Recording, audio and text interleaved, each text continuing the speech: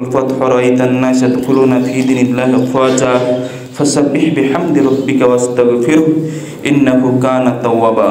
সম্মানিত মুশরিকরাম, আল্লাহ তাআলা বলছেন যে যখন আল্লাহ সাহায্য এবং বিজয় আসবে তখন হে রাসূল আপনি কি করুন? তাসবিহ পাঠ করুন।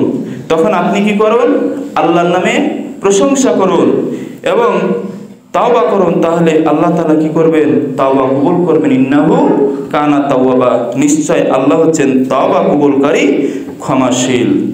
এখন আসি, তাহলে আল্লাহ তাআলা আমাদের যেহেতু তাওবা কবুল করবেন এই কথা তিনি নিজেই বলে দিয়েছেন, তাহলে আমাদেরকে কি আর টেনশন হওয়ার প্রয়োজন নাই। এই জন্য তাওবাটা করতে হবে তাওবাতুন নাসুহা হিসেবে, অর্থাৎ কি তাওবা? খাঁটি মনে। খাঁটি মনে তাওবা এর অর্থ হলো যে আপনাকে দুনিয়াবি যেগুলো জাহিলিয়াতপনা কার্যকলাপ, রীতিনীতি, এগুলো বর্জন করতে হবে। আল্লাহ এগুলো আর আমরা করব না, এগুলো থেকে আজ থেকে পরিত্যাগ করব। 5 ওয়াক্ত সালাতে মসজিদে আসব, দান খয়রাত করব, জিকির আজকার করব এবং পরিবারের সংসারের জন্য যে হালাল ইনকাম, হারাম ইনকাম বর্জন করে হালাল ইনকামের দিকে ধাবিত হব, হালাল ব্যবসা করব এবং আমরা মানুষের সাথে, এতিমের সাথে, মিসকিনের সাথে, অসুস্থ মানুষের সাথে সদাচরণ, সুন্দর আচরণ, সুন্দর ব্যবহার করব। তাহলে আপনার তাওবা আল্লাহ দরবারে কবুল হবে, পূর্ববর্তী সমস্ত অন্যায় অপরাধ সব ছেড়ে দিব। সম্মানিত মুশরিকরাম, যেহেতু একটা আয়াত তেলাওয়াত করেছি, এর হক আদায় না করলেই নয়। আয়াতটা হচ্ছে ওয়ালি সুলাইমান আর রিয়াহ রিহা আসিফাতাম তাজরি বিআমরিহি ইলাল আরজিল্লাতি। আল্লাহ বলছেন সূরা আল-আম্বিয়া 81 নম্বর আয়াত, সুলাইমানের বশীভূত করে দিয়েছিলাম প্রবল বায়ুকে।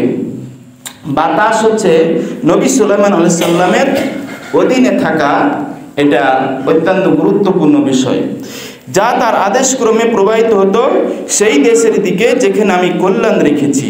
এখানে যেখানে কল্যাণ রেখেছি বলতে এখানে বলা হয়েছে ফিলিস্তিনের মসজিদুল আকসা এবং তার চারপাশে আল্লাহ তাআলা কল্যাণ রেখেছেন। বনী ইসরাইলের 1 নম্বর আয়াতে বলেছেন যে আল্লাযী বারাকনা হাওলাহু লিনুরিয়াহু মিন আয়াতিনা, আমি এই ফিলিস্তিনের মসজিদুল আকসার চারপাশে আমি অসংখ্য নিয়ামত এবং বরকতে ভরে রেখেছি। এজন্য আপনি সেখানে 3 গাছ পাবেন, জাইতুন গাছ পাবেন, যা বিশ্বের অন্যান্য কোনো দেশে নাই। এই 3 গাছের 3 ফল এবং 3 তেল এবং জাইতুন ফল এবং জাইতুন তেল থেকে শরীরের যে রোগগুলো, আপনার কঠিন রোগগুলো হয়, এগুলো আল্লাহ তাআলা এর মাধ্যমে নিরাময়ের ব্যবস্থা করেন।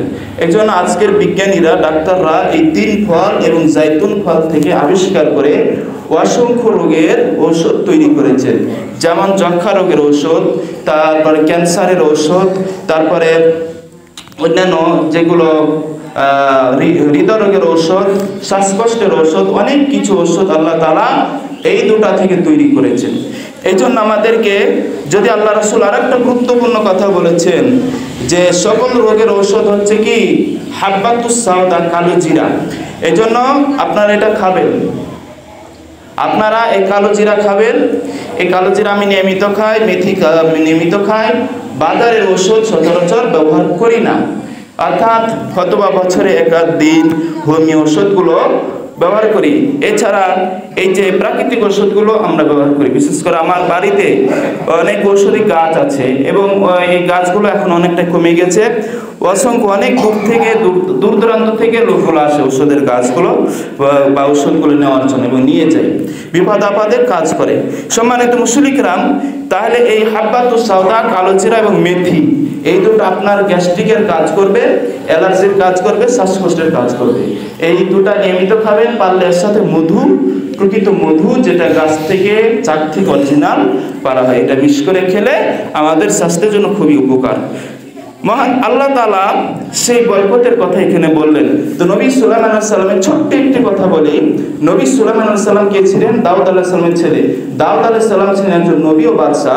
আর দাউদ আলাইহিস সালামের মুজিজা ছিল কয়েকটা।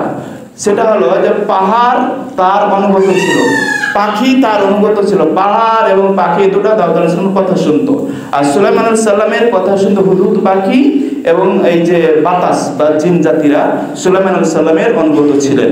এই সুলাইমান আলাইহিস সালামের স্ত্রী ছিল রানী বিলকিস। রানী বিলকিসটা কে ছিল? এটা ছিল জিন এবং মানুষের সংমিশ্রণে। আল্লাহ তাআলার নিয়ামত হচ্ছে জিন এবং মানুষের সংমিশ্রণে রানী বিলকিসের জন্ম হয়েছে। কারণ যে এক সময় একটি বাদশা যখন একটি শিকারে গিয়েছিলেন, সুলাইমান আলাইহিস সালামের শ্বশুরের ঘটনা, যেটা সংক্ষিপ্ত বলি। শিকারে যাওয়ার পরে তিনি দেখলেন যে দুইটি সাপ লড়াই করছে। দুই সাপ, কালো সাপ এবং সাদা সাপ লড়াই করছে। এই লড়াই করতে করতে দেখা গেল যে সাদা সাপটিকে ঘায়েল করছে। তখন ওই শিকারী বা ওই বাদশা কি করলো? কালো সাপটিকে তীর মেরে হত্যা করলো। এরপরে সাদা সাপটি আল্লাহর হুকুমে মানুষ হলো। মানুষ হয়ে বলছে যে আপনি কে? তো বলছে আমি একজন বাদশা। তো আপনি কে? তো আমি বলছে আমি জিনের বাদশা। তো বলছে জিনের বাদশা, তো আপনি যে উপকার করেছেন এটা বড় উপকার।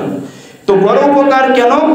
কি কারণ? ঘটনাটা হচ্ছে এই যে আমাদের এই যে দুইজনের, আমার একটা অত্যন্ত সুন্দরী মেয়ে আছে। এই মেয়েকে বিয়ে করার জন্য এই সাপ